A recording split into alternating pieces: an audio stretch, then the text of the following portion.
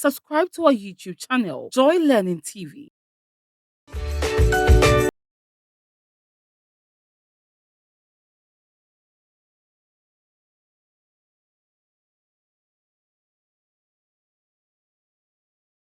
It's a pleasure to come your way once again on SHS on Joy Learning channel. As usual, I am your facilitator, Madam Adraina. And we're going to go through some issues we've already discussed or we have begun to discuss with regards to the governance in our local areas.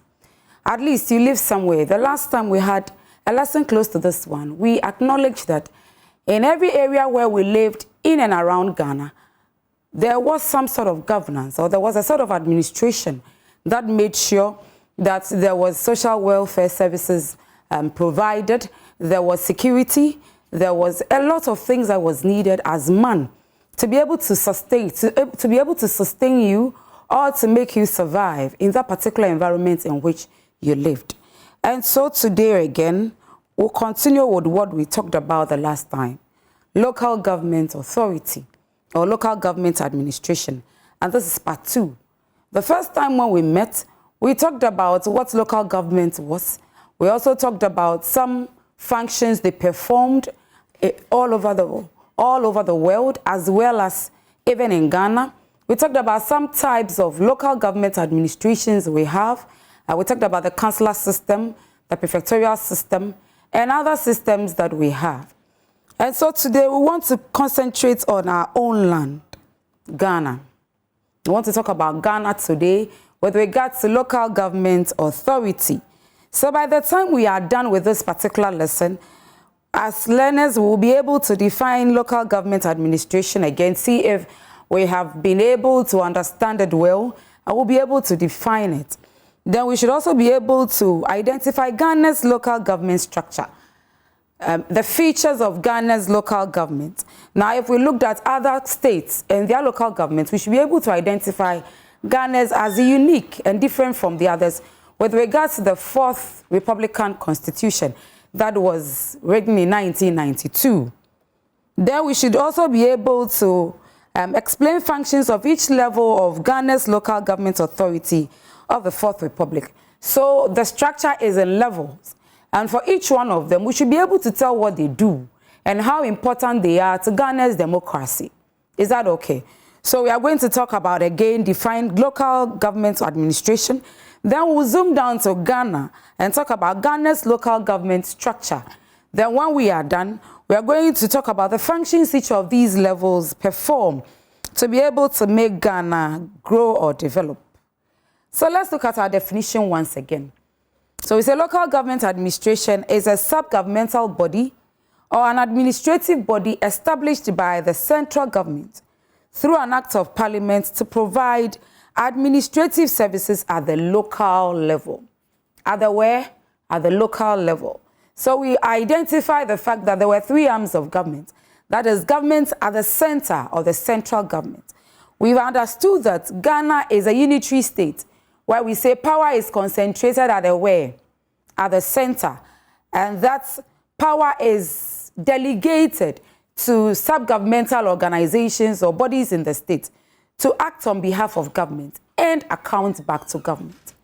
And so Ghana uses the unitary system and is decentralized, meaning that the power being at the center is dispersed or it is delegated to some bodies or some sub-governmental bodies in the state to perform functions on its behalf. Is that okay? It is decentralized so that if let's say we have Ministry of Education, it is decentralized. And so when you go down to the grassroots, from the region to the district to constituency level to the local levels, you would find Ministry of Education in a smaller form. That means that some agencies have been given power by the central government to perform functions on their behalf, all through to the grassroots. And then they account to the power they are being given back to the central government. Have we understood? So when we talk about local government administration, it is also a decentralized system where power has been granted from the central government or has been delegated by the central government to the local government administration to make sure that there is governance at the grassroots. The last time we talked about local government administration, we said that it removes what we call the remoteness of the central governments from the people. so that the people do not see the central government as so far away. It seems as if it is close to them because they are able to contribute meaningfully to governance. Is that okay? So we talk about local government as a decentralized system of government that enables these bodies or this body to perform functions being given power by Parliament to provide services at the local level. Then we can also say that local government authorities are sub-governmental bodies established by the central government to perform administrative and executive functions at the grassroots level. So we see the local government authorities, especially the ones at the grassroots or the levels at the grassroots, as governments at with the people or governments at the local areas. So grassroots, you know what grass are, and that has roots. So at the local level, at the base, where people would have the chance to also help in the administration of the state, become part and parcel of the state. And this allows democracy to work even better because government gets to know what the people are thinking and the people get to know what government is thinking or is doing on their behalf with the help of the local government authority. Very good. Now let's look at the structure of Ghana's local government authority of the Fourth Republic. Now, when we say republic, what does it mean? You're at home, so you should be able to tell me what it is. Yes? Good. So we are talking about the Fourth Republic. We are talking about a republic where civilians or the people of a state would go to the polls and elect officials or would be able to elect officials, yes, or people to occupy governmental positions in governance. Is that okay? And so Ghana has gone through this phase 4 times. In between, we have had military interventions. Is that okay? We went through the first one, then went through a second one. Then the very longest one was the one with the PNDC. And so Ghana has gone through 4 republics, 4 governments or 4 eras where the civilian had gone to the polls and had elected the leaders without the intervention of the military. So we are in the Fourth Republic, and this Fourth Republic began in 1992. A constitution was written to this effect, and it gives, all right, Article 240 gives Ghana the right, or Ghanaians the right, to have what we call local government authority. And it is in levels. We call it the structure of Ghana's local government. And so it begins with the Ministry of Local Government. Okay, it begins with the Ministry of Local Government. And we say that, like all other ministries, they perform what? Implementation what? Functions. Very good. And so we can see the Regional Coordinating Council right after the Ministry of Local Government. After the Regional Coordinating Council, which we would explain, we will see metropolitan assemblies, municipal assemblies, and district assemblies. We will explain that. And at the Metropolitan Assembly, we see sub-metropolitan district assemblies or councils. Then we have the town council. Now you realize that all the 3 assemblies, that is municipal, district, ordinary district, and metropolitan assemblies, all have unit committees. So we'll come to what they are. Then we have zonal councils under the municipal assemblies. And then we have urban, town, and area councils. We are doing this not purposely for education, but as Ghanaians and as students, we should know what happens around us. We should be able to know what happens around us, be able to understand what goes into governing and what goes into democracy. Is that okay? So that is it. So we have the Ministry of Local Government, then we have the Regional Coordinating Council. Under the Regional Coordinating Council are the 3 arms. We call them the MMDAs, or the Metropolitan, Municipal, and Ordinary District Assemblies.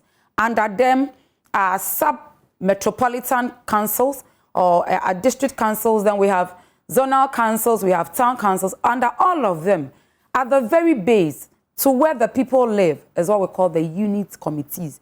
And that is where we'll have the assemblyman. Okay? We'll find the assemblyman and the unit committee members there. These are people who are close to the people, so close, and are part of the people. And it makes governance very easy for the central government. So let's talk about the Ministry of Local Government. We said that the Ministry of Local Government is headed by a minister and deputy ministers as per. So I'm going to ask you, what is the name of the Minister for Local Government in 2022 or 2023. Very good. So you should be able to know that. As government students, you should be inquisitive, all right? And should be able to do a research on your own without even your teachers monitoring what you do. Very good. So the minister has deputy ministers. And what they do, when we say deputy, we say they are assistants to the minister. And they help the minister administer the ministry. And we have also said that under every minister is a what? The civil service.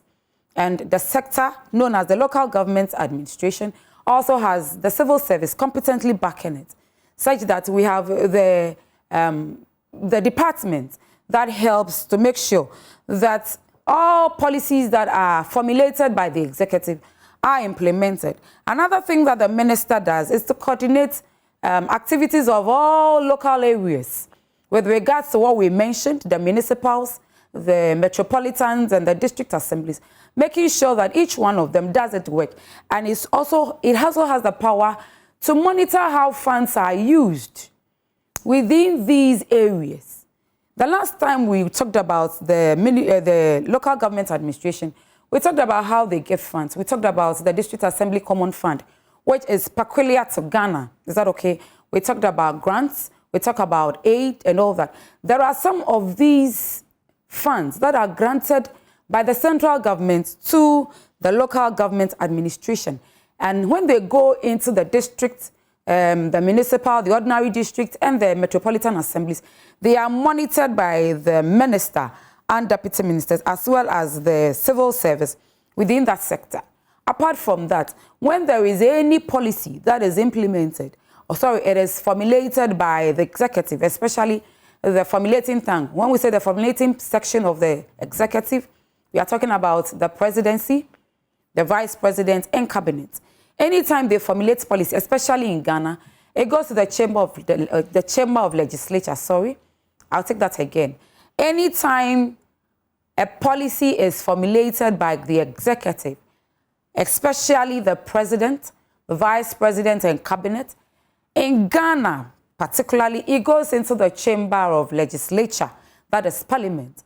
And parliament will discuss, will decide whether it would approve or not. And when it is approved, it is sent back to the executive, this time to the implementation section, and that is where we see the civil service. And so it will be implemented. Anytime there's a policy that is peculiar to local areas, they are given over to the Minister of Local Government, and he would oversee to the fact that his people would oversee to whether it is administered or it is implemented in the local areas in Ghana. So right after the ministry, we'll now come to what we call the RCC, Regional Coordinating Council. Now, Ghana has how many regions? You are at home, so you should be able to tell me that. Ghana has how many regions? 16 regions. In 2018, we had, yes, some of them were split up, and they had a referendum. They decided that they wanted the breakups. Very good. So we now have 16 regions in Ghana. Now, when we say Regional Coordinating Council, we say these are administrative regions in Ghana. Every administrative region in Ghana has a regional coordinating council. And what they do is that they administer and coordinate the activities of the district, municipal and metropolitan areas all over Ghana. Is that okay? So we have 16 regions, and every region, all right? So you're going to mention the regions as we sit at home. Yes, Greater Accra, Central Region, Western Region. Yes, by now you have gotten to the 16th region. And each one of them has a regional coordinating council, the RCC. And what the RCC has to do, or is mandated to do, is to make sure that activities within all the areas under the region, especially the metropolitans, if the area is a metropolitan area, it's an ordinary district, it's a municipal area, their activities that go on there are coordinated. Remember that these are human beings who live there. I live there, you live there, right? And so we must have access to education, good health care. There must be roads, street lights. There must be potable water, electricity in the local area. And so when we come to the composition, we realize that we'll see all these factors there. And what they seek to do is to make sure that activities that are done or issues that happen within these areas are for the betterment of the people in the local area. And that is the major job of the Regional Coordinating Council. Let's see the composition. What makes up the Regional Coordinating Council? Now we see the regional minister and his deputies, or her deputies. So the regional minister is appointed by the president upon being vetted by the legislature. You remember when we were doing the legislative arm of government, we said that there is a committee in parliament. What does it do? It vets government officials.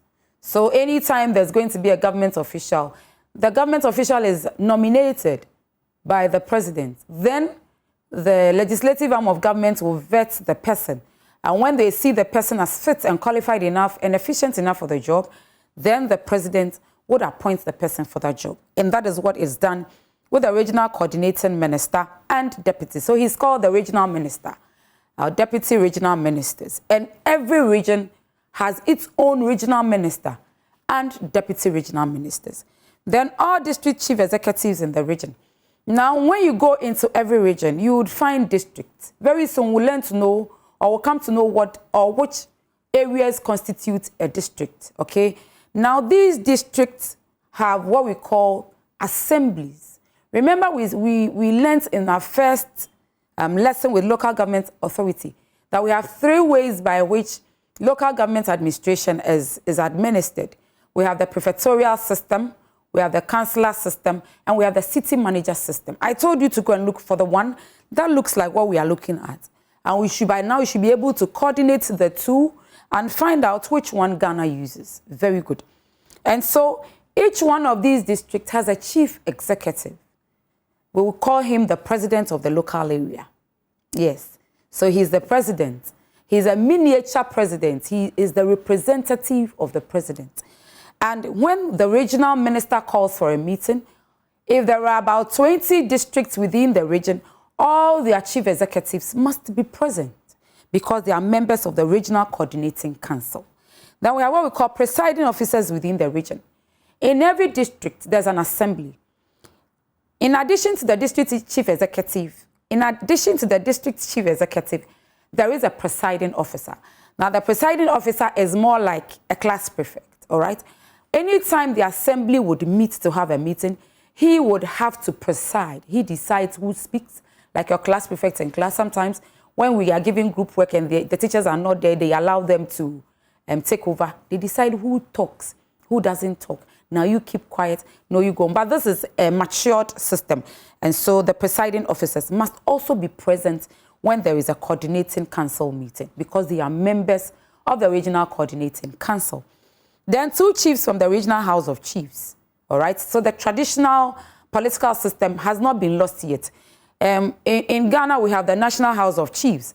Then we have the Regional House of Chiefs made up of, within the region, all right, some chiefs are handpicked or nominated or elected to form what we call the Regional House of Chiefs.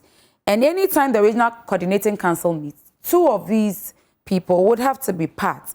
And remember that the Regional Coordinating Councils have the same timelines as the organ, or we say the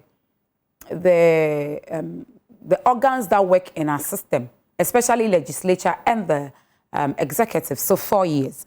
Then we have all heads of decentralized ministries in the region without voting rights. So we talked about the fact that the local government administration is a decentralized system, okay? And I explained to you that, let's say we have Ministry of Education. When you come down to the region, you find Director for Education. Then you go down to the district, you find another director, the District Director for Education. We call them the decentralized system. Now government is coming down to the people. Is that okay? Very good. Then we'll come to the headmaster. In the same way, when you go to Ministry of Health, you come and find the Regional Director for Health Services. Then you go down to the district, you find that we call them the decentralized ministries.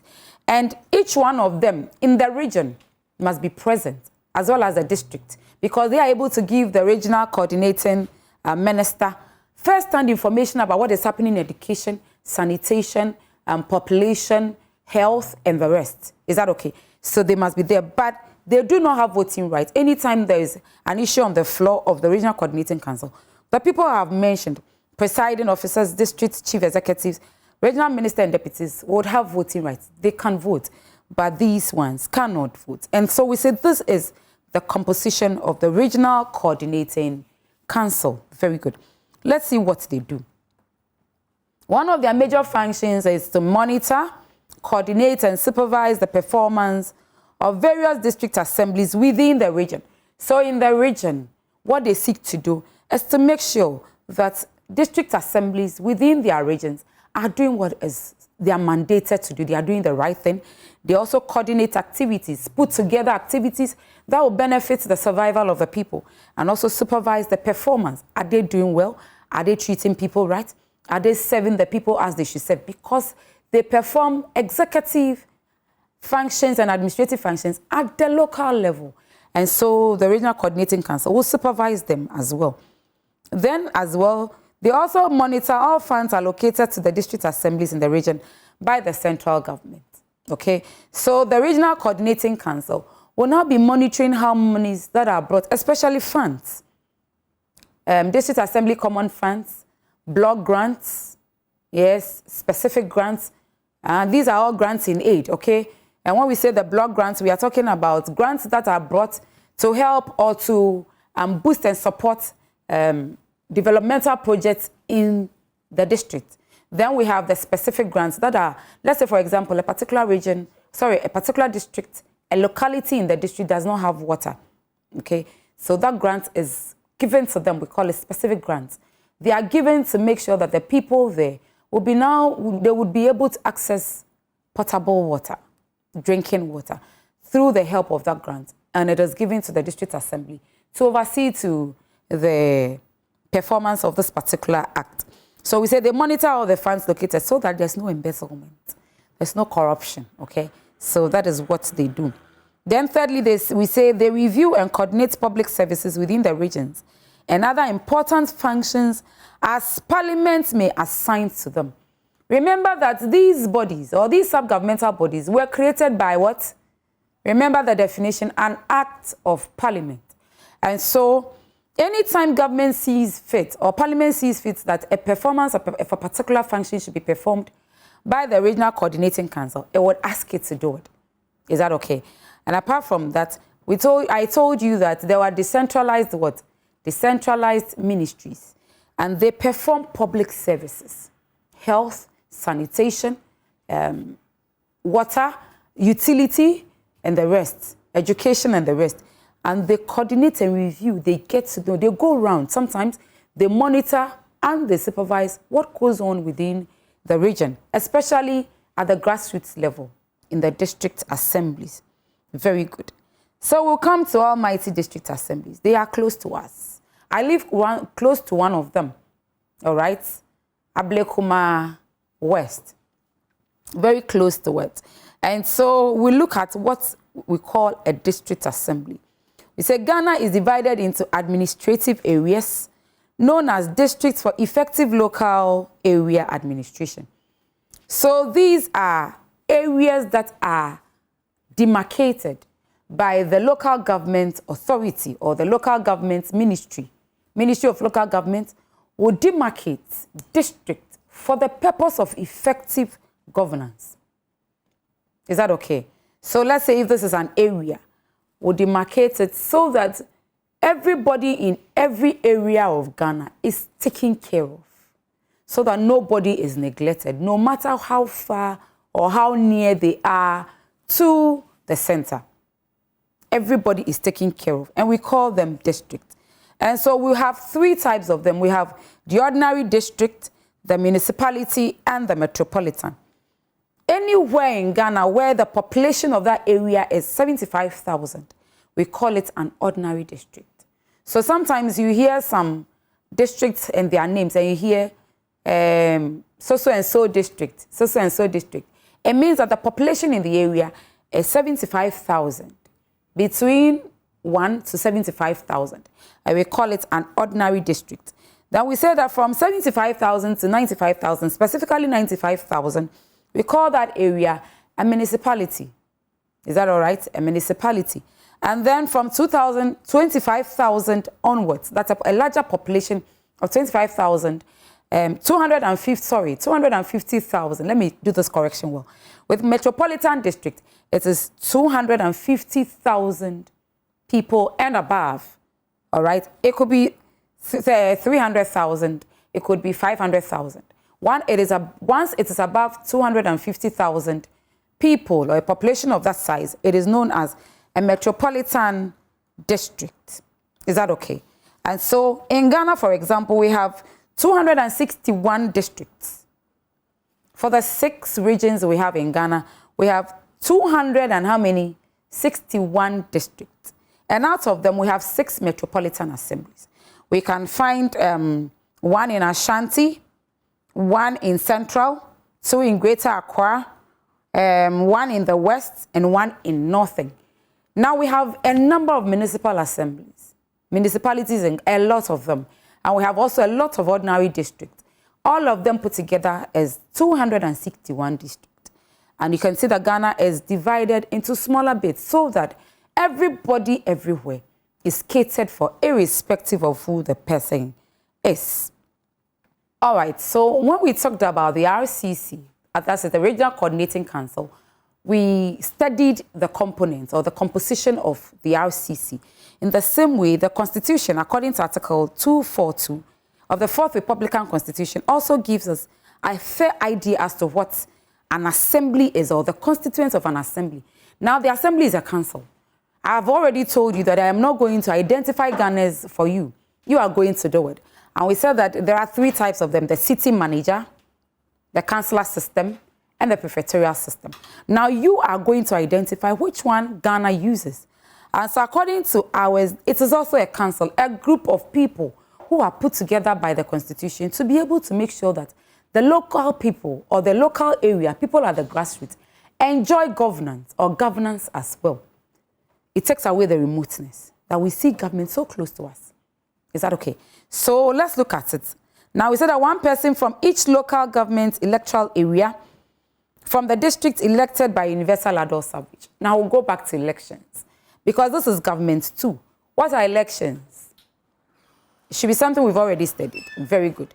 So when we talk about universal adult suffrage, we are talking about the legal age at which, we'll talk about the constitutional age at which a person is given the chance to exercise his franchise, to vote and to be voted for.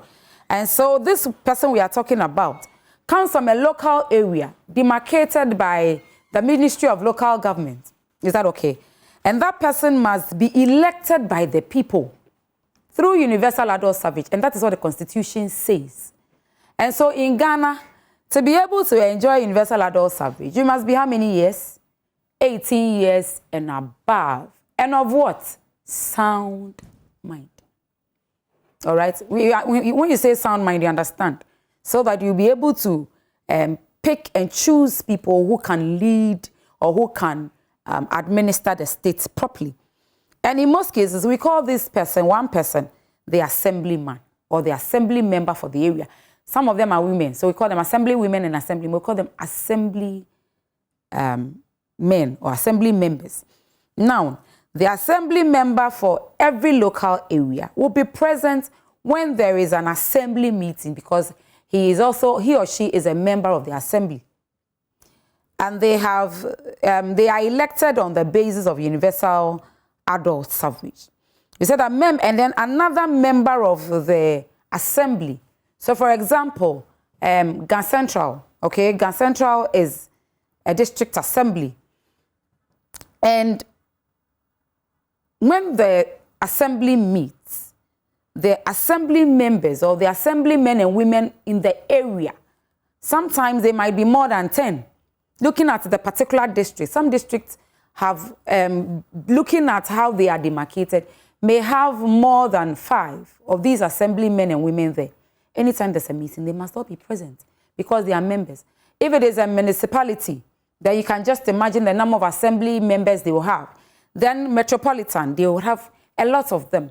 And anytime the assembly meets, whether it is an ordinary district, whether it is a municipality, whether it is a metropolitan, everybody who has been elected on the basis of universal adult suffrage, and it's called an assembly member, must be present. Have we understood this one? Very good. Then members of parliament In some areas, they have more than one member of parliament. Who is a member of parliament? The legislator who has been elected by the people for a particular constituency. All right? From the constituency also fall within that district must also be present. So take for example, Accra Metropolitan Assembly. When they meet, they have a lot of constituencies under them. Ablekuma East, Ablekuma West, Ablekuma Okankwe North, Ayawa Southers, and all that. They must all be present. Members, if it is a metropolitan, all these members of parliament must be present at the assembly meeting because they are members of the assembly.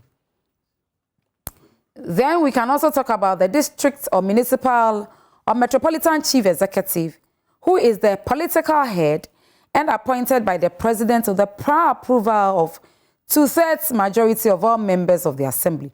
So as part of the constituents of the district assembly, there must be, if it is an ordinary district, the district chief executive should be there. Then the municipal chief executive also should be there. And if it's a metropolitan area, the metropolitan chief executive must also be present. Is that okay? Now, these people I have mentioned, it depends on the population of the area. Is that okay? Good. And if it is a district assembly, then we have a district chief executive. This particular person could be male or female. This person is appointed, sometimes nominated by the president, and is sent to the assembly. When the assembly is present and a day is set, they'll go through an election. And 2/3 majority of the members who will be present or who are present for the assembly must give their thumbs up or must approve of this particular person. When the approval is met, the person is appointed as a district chief executive. And so district chief executive is also part of the district assembly, district assemblies or municipal assemblies or metropolitan assemblies. Another composition is that other members appointed by the president in consultation with traditional authorities and interest group in the district is also a member. So these people shouldn't be more than 30% of members of the assembly. When the assembly is gathered, there should be a group of people who belong or who had been nominated or had been appointed by the president based on consultations with the traditional leaders of the area or authority of the area. So for example, let's say Ablekuma West, okay? There's a district chief executive. Then there's a group within the assembly who are also brought in there by the traditional leaders, all right? And they are appointed by the president to come and aid in the administration of the local people. Is that okay? And there shouldn't be more than 30% of all members of the assembly. Then we have the almighty presiding member. The presiding member is also chosen by 2/3 majority. He is picked from the assembly. Are you here with me? The presiding member is chosen from the assembly. He could be part of the people who are appointed by the president through the traditional authorities or interest groups of the area. Okay? He is chosen from the assembly, and he presides over all meetings within the assembly. Anytime there is an assembly meeting, the presiding member takes charge and determines how the meeting should flow. Is that okay? Even when the district chief executive is present. So now let's look at the functions of the district assemblies according to Article 245. It has about 8 articles, all right? It has some subsections about 8. We have picked only about 5. And we are going to take our time and discuss them if time will permit us. Now, the first part of function given to the district assembly, according to the 1992 Constitution, is that it is responsible for the overall development of the district and shall ensure the preparation and submission through the Regional Coordinating Council for the approval of the development plan to commission and budget to Minister of Finance for the district. So they are in totality. The district assembly is in charge of all areas under their jurisdiction. Every area under them is under their direct control. And what they seek to do is to make sure that everything that is done there is by the approval of the Regional Coordinating Council, so that things that are supposed to be done with the use of funds must go to the Minister of Finance within the district. Everything must be done to make sure that the people in the area are comfortable with life down at the grassroots. The next point or the next function of the district assembly is that they formulate and execute plans, programs, strategies for the effective mobilization of resources necessary for the overall development of the district. We are still talking about development of a particular area. Is that okay? And so for them, the district assembly has the power to formulate and execute plans. They will formulate, all right, so if we build a school here for some market women, it will benefit the people. So they would formulate, then they will, with approval of the minister, would be able to execute the plan, as well as programs and strategies for the effective mobilization of resources, not only about funds, but even human resources, to put things together. They coordinate things together to be able to make sure that the local area is benefiting from the central government. They are also responsible for the development, improvements, and management of human settlements and the environment in the district. This one, for those of you who live in the bigger cities or in some metropolitan areas, would attest to it. Once in a while, you find on the walls of some buildings, produce permits, removed by this assembly. I am in Accra, so I can talk about removed by AMA, okay? What they seek to do is to make sure that there's improvement in the settlement. You cannot build in a waterway. You cannot do things anyhow. You can't use a particular recreational grounds allocated for the playing of, let's say, soccer by the youth of the area as a hotel. Are you getting my point? So the settlements there are managed, making sure that they are clean. The last time we talked, we said that one of their functions is to make sure that dumping sites do not breed, do not cause some sort of infections for the people. So once in a while, they go around with the EPA, Environmental Protection Agency, to go and spray some dumping sites and water bodies so that they do not breed some sort of infections or some organisms that cause infections for the people. In addition, they initiate programs for the development of basic infrastructure, and provide municipal works and services in the district. I don't know if some of you have met, especially those of you who live in places where there are urban and urban roads. You would see that there are potholes. And in the potholes, you see some men who would be filling the potholes with gravels and coal tar. Tar, very good. So these are some of municipal works and services within the district. Sometimes you see them changing street lights bulbs. All right, they'll be working on traffic lights and all that. Apart from that, they're also supposed to provide basic infrastructure like school buildings. Sometimes they would have to find some buildings for health personnel so that they would be able to administer medical services to the people. And that is one of the functions of district assemblies in Ghana. Another function is to promote and support productive activity and social development in the district and remove any obstacle to initiative and development. Remember that we said that district assemblies, or we talk about local government administration, allows for initiative. People should be able to come out to help, to be able to initiate programs so that it would benefit the people in the local area. So their major aim is to make sure that there is productive activity. So sometimes when you go to some market areas, they have built markets for the market women, okay? It's a productive activity, making sure that the people are going to live well. Sometimes you see them monitoring how even animals are slaughtered at abattoirs. You would find them giving permits to hotels and the rest. And then they'll be building washrooms and the rest as well. In all this, we talk about some productive and social development within the district. And then they would not allow anybody who would come against the development of the area. Now, the last one I want to talk about is to ensure ready access to courts, public tribunals in the district for the promotion of justice.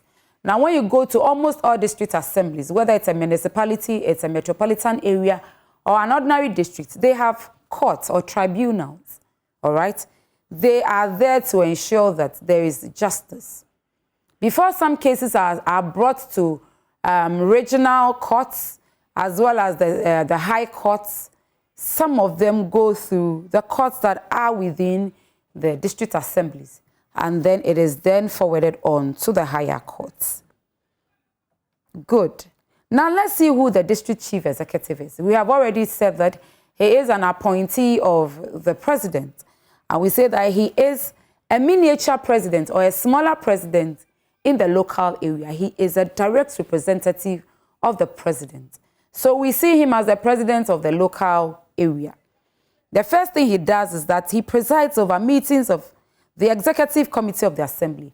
Within the assembly, there is the executive committee. They see to it that some important parts of society or some important parts of the district is catered for. All right, we talk about roads, we talk about public services and the rest. And so this committee is in charge of everything that happens within the district. And he presides over all meetings that are held by the executive committee. Then he is also responsible, he or she, don't make the assertion or don't have the misconception that the district chief executive is always a male. Some of them are women, all right? So they are responsible for the day-to-day administration of the district. They see to the smooth running of the district, and is also the chief representative of the central government in the district. Is that okay? So we see the central government through the district chief executive. Then we have on what we saw on our diagram, we saw the area, the town, the zonal, and unit committees. These are established by the Minister of Local Government with prior approval from Parliament within the area of jurisdiction of the district.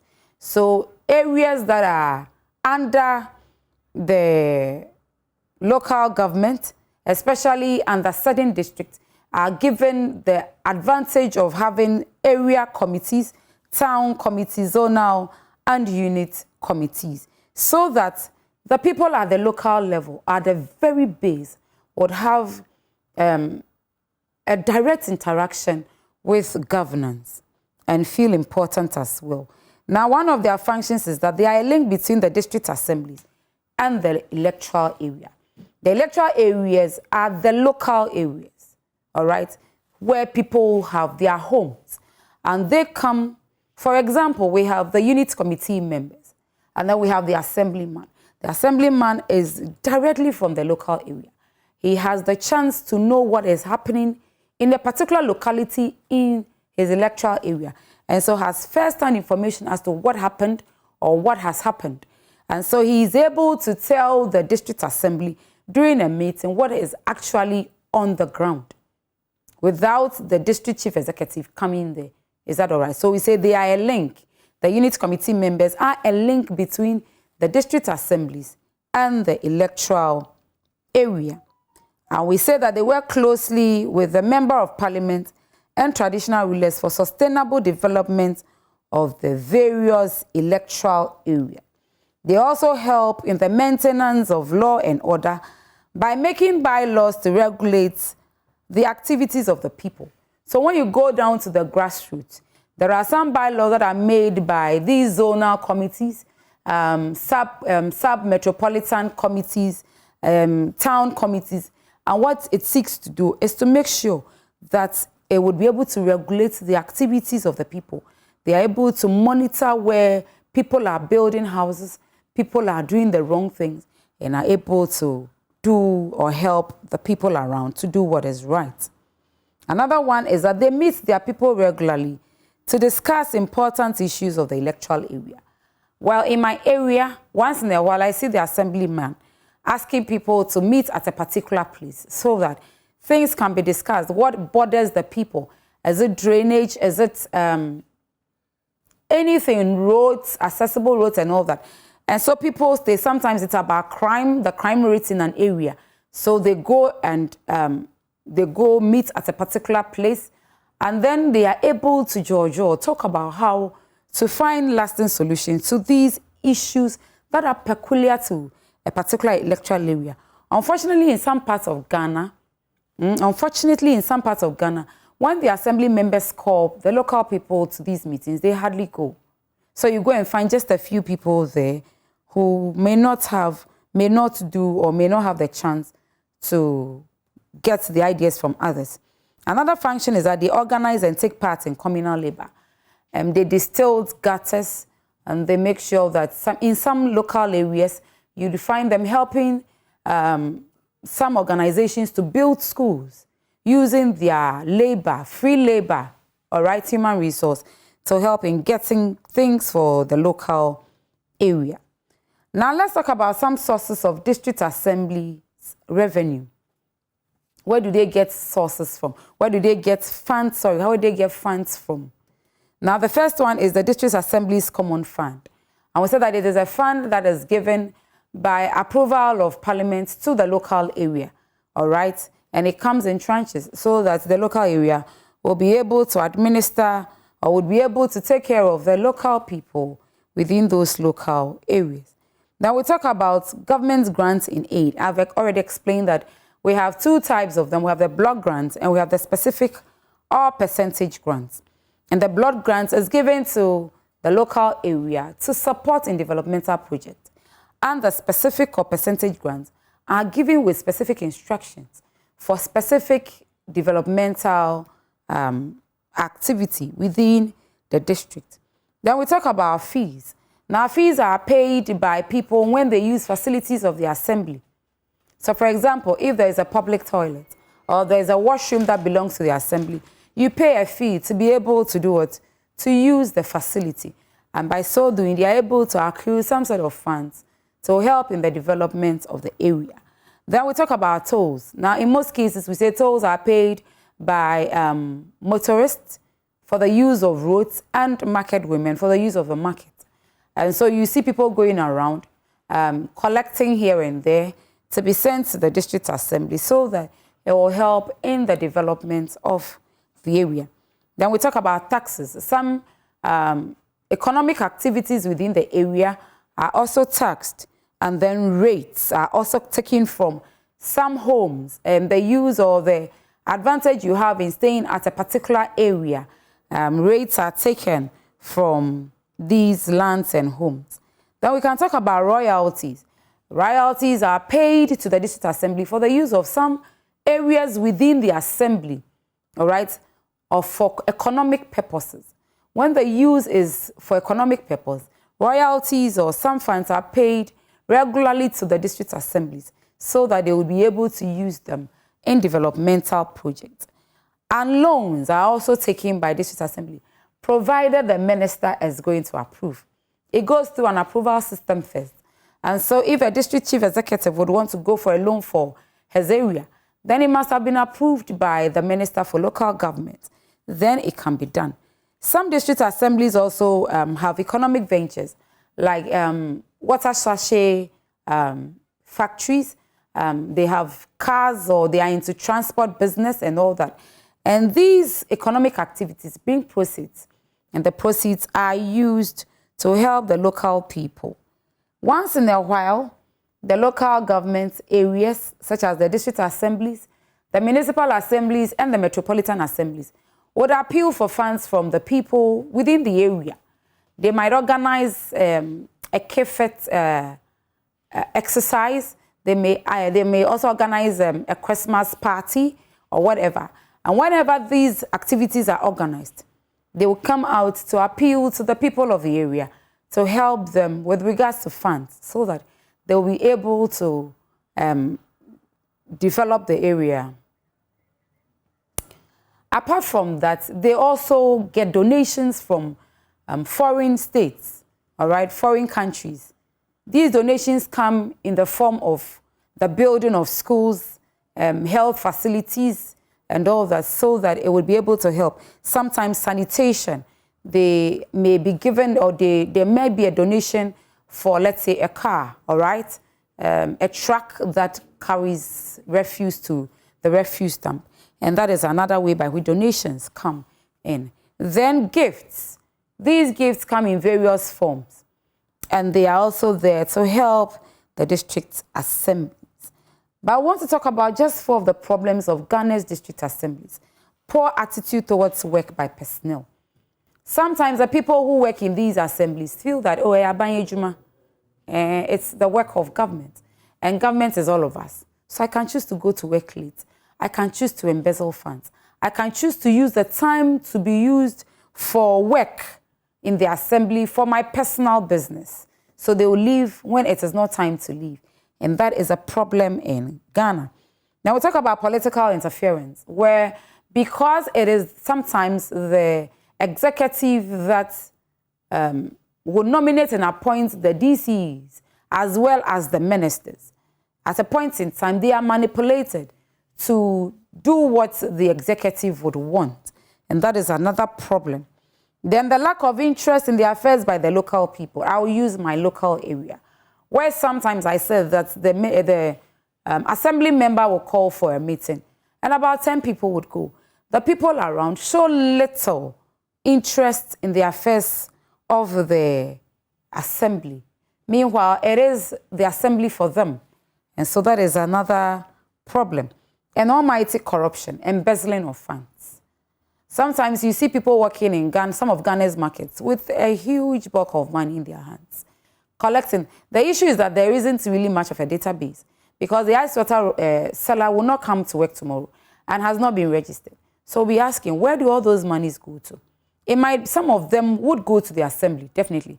But you know what happens, very good. So corruption is also there. And we'll find corruption in some of the offices where monies or some funds have been allocated for specific projects and it doesn't get there. All right. So we have a question. I have something I want you to do for me. In your own free time, illustrate the structure of Ghana's local government authority and discuss the importance of the local government in Ghana's democracy. Is it important? All that we have said about the local government authority, is it so important to have a local government authority, or we should forget about it? If it is that important, then it means that those who drew those who drafted the 1992 Constitution saw it as good for Ghana's democracy. You at home are going to look for 5 or 6 importance of the local government administration in Ghana's democracy. Is that okay? So to this end, we've talked about, in totality, what local government administration is. In our first concentrations, we talked about what local government is. Then we talked about the types we have all over the world. We talked about their functions. We talked about their source of funding. And then we also talked about their problems. Today, we have been specific. We've talked about Ghana's local government administration. And we have discussed from the Ministry of Local Government all the way to the unit committee system. We've also talked about what they do, their compositions, and the issues they have or some problems they will encounter or they are encountering in the administration of these local areas. So in the bid to get what we have here, I resourced the GES syllabus for senior high school, dependable material from Halifax, Safo, Government for Senior High School by Isaac Kwesipra. Then we have Vincent Eje's All-Inclusive Government and Charles Forger's One-Touch Government for SHS. We also made use of the 1992 Constitution of Ghana, which is online, so you can also go through and see in details what it says. And we also use some information from online, Wikipedia. So all too soon, we have come to the end of today's presentation on local government administration, part 2. I hope you have learned a lot and you will now come to appreciate these local government administrations around us and be inquisitive to know what they do. Some of you can even walk to them and ask them. You can walk to these offices. Some of them are close to us. Walk into the office and be inquisitive. Ask them that you're a government student. You want to know what they do. Is that right? They will have time and explain everything to you. We are Ghanaians and we must be proud of what we have. Until we meet again, it's bye for now.